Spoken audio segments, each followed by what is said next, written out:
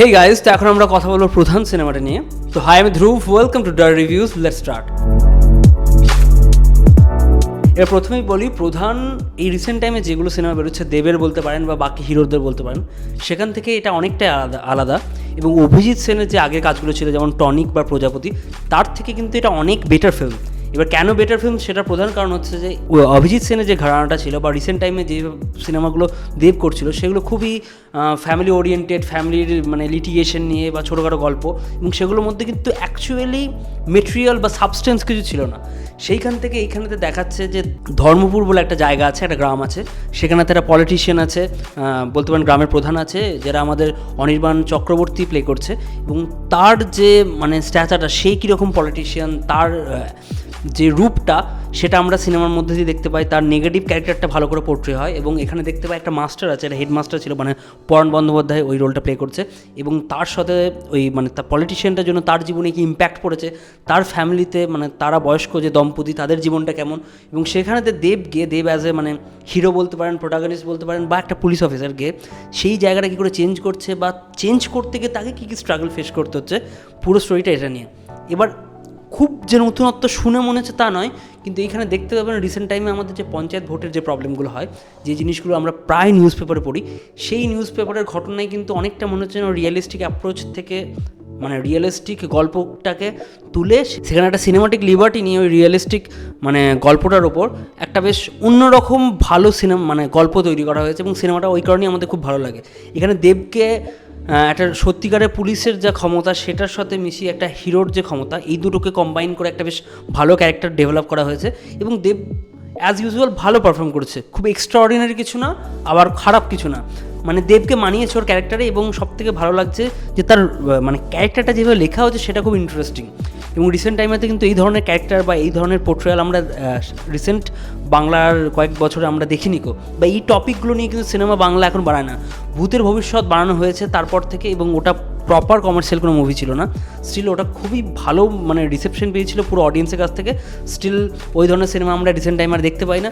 সেইখান থেকে খানিকটা ওই ভূতের ভবিষ্যতের মোড়কের সিনেমা, এবং তার সাথে বেঙ্গল টকিজ যে ধরনের সিনেমা বানায়, বা অভিজিৎ সেন যে ধরনের সিনেমা বানায়, এই দুটোকে কম্বাইন করে কিন্তু প্রধান একটা বেশ নতুন মানে বলতে পারেন ব্রিথ অফ ফ্রেশ এয়ার, এই ধরনের একটা সিনেমা কিন্তু আমাদের সামনে প্রেজেন্ট করেছে। এবং এই কারণেই প্রধান সিনেমাটা বাকি সিনেমার থেকে অনেক আলাদা এবং ভালো লাগছে। এবার প্রধান কি খুবই সুপিরিয়ার কোনো প্রোডাক্ট?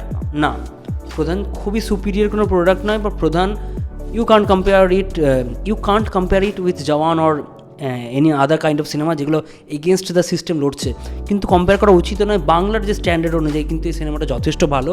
এবং বাংলার রিসেন্ট টাইমে যেভাবে কন্টেম্পোরারি গল্পের উপর কাজ করে না, কন্টেম্পোরারি পলিটিক্সের উপর কাজ করে না, সিস্টেমের যে ব্রুটালিটি সেটার উপর কাজ করে না, সেই দিক থেকে কিন্তু একটা মাস মশালা এন্টারটেনমেন্ট হয়েও, একটা ফ্যামিলি ড্রামা হয়েও, যেভাবে পলিটিক্যাল জায়গাগুলোকে টাচ করেছে, যেভাবে ইলেকশন, যেভাবে ব্যালট বক্স ক্যাম্প, এবং সেখানে পলিটিক্যাল হস্তক্ষেপ, এই সব কিছুগুলোকে সিনেমার মধ্যে ইনকর্পোরেট করেছে, সেটা কিন্তু খুবই সুন্দর। মানে এই ধরনের কাজ রিসেন্ট দেখি না বলে এটা আরও বেটার লাগছে আমাদের, এবং বাংলা সিনেমার কাছ থেকে দেখছি বলে।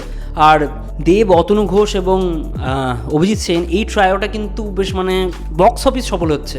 টনিক, প্রজাপতি মানে, আর তারপর এখন আমরা প্রধান দেখলাম। আর প্রধান বাকি দুটো কাজের থেকে অনেক বেশি ম্যাচিওর কাজ, এবং প্রডিউসার হিসেবে বেঙ্গল টকিজ অনেক বেশি মানে ম্যাচিওর হয়েছে। অভিজিৎ সিনও কিন্তু মানে ক্লাইম্যাক্সটাকে অনেক নিজের মানে বাকি সিনেমার থেকে অনেক ম্যাচিওরভাবে প্রেজেন্ট করেছে। তার ক্লাইম্যাক্সগুলো সারা জীবনই কোনো না কোনো জায়গাতে ফল্টার হয়ে যেত, কোনো জায়গাতে বিল্ড আপটা সেভাবে পেতো না। সেই তুলনায় কিন্তু এর ক্লাইম্যাক্সটা অনেকটা বেটার, অনেকটা টাইট, মানে গল্পের বুননটা খুব অনেকটা টাইট। এবং এই কারণেই আপনার এই সিনেমাটা ভালো লাগবে। এবং আপনি বহুদিন পর সেই এমএলএ ফাটাকাস্ট বা এই ধরনের সিনেমা থেকে যেভাবে কিক পেতেন, সেই কিকটা পাবেন। স্টিল আন্ডারটোনে একটা মেসেজ থাকবে, একটা কন্টেম্পোরারি টাইমের গল্প থাকবে, একটা ফ্যামিলি মানে দম্পতির গল্প থাকবে। একটা জিনিস যেগুলো বেটার হতে পারতো, সেটা হচ্ছে যে স্ক্রিন প্লেটা কিছু জায়গাতে মনে হচ্ছে একটু উইক হয়ে গেছে, ফ্যামিলির জায়গার গল্পগুলো একটু বেশি মেলোড্রামাটিক হয়ে গেছে, কিন্তু সেইগুলো কিন্তু মেন গল্পটাকে কোথাও ইফেক্ট করে না। বা একটা বলতে পারেন যে একটু বেশি কয়েকটা জায়গায় একটু ক্যারিকেচারিস ক্যারেক্টার দেখতে পাবেন, আপনার মনে হবে যে এই সিনেমার মধ্যে এগুলো না থাকলেও ভালো হতো। বা এই পরাণ বন্দ্যোপাধ্যায় এই যে দম্পতি গল্পটা, এদের সাথে যে তাদের কলকাতার ছেলের যে কানেকশনটাকে দেখানো হয়েছে, ওই জার্নিটাও হয়তো সিনেমা থেকে বাদ দিলেও সিনেমার মেন ইম্প্যাক্ট কিছু পড়তো না। স্টিল সিনেমাটা খুব সুন্দর, আপনাদের দেখা উচিত হলে গিয়ে, এবং এই ধরনের সিনেমাকে সাপোর্ট করা উচিত, যাতে এই ধরনের জনরার এই নতুনত্ব সিনেমা যেন আরও হতে পারে। এবং ওই উইন্ডোজের যেই মানে সেই বয়স্ক লোকেদের জন্য একই প্যানপ্যানি সিনেমা, সেখান থেকে সিনেমা যেন ইভলভ হতে পারে, এটাই আমরা আশা করি। আর এটাই বলার ছিল। আর আপনার যদি ভিডিওটা ভালো লাগে তাহলে লাইক, শেয়ার এবং সাবস্ক্রাইব করে দিন। আর ভিডিওটা ভালো লাগলে কমেন্ট করে জানিয়ে কেমন লেগেছে। Thank you.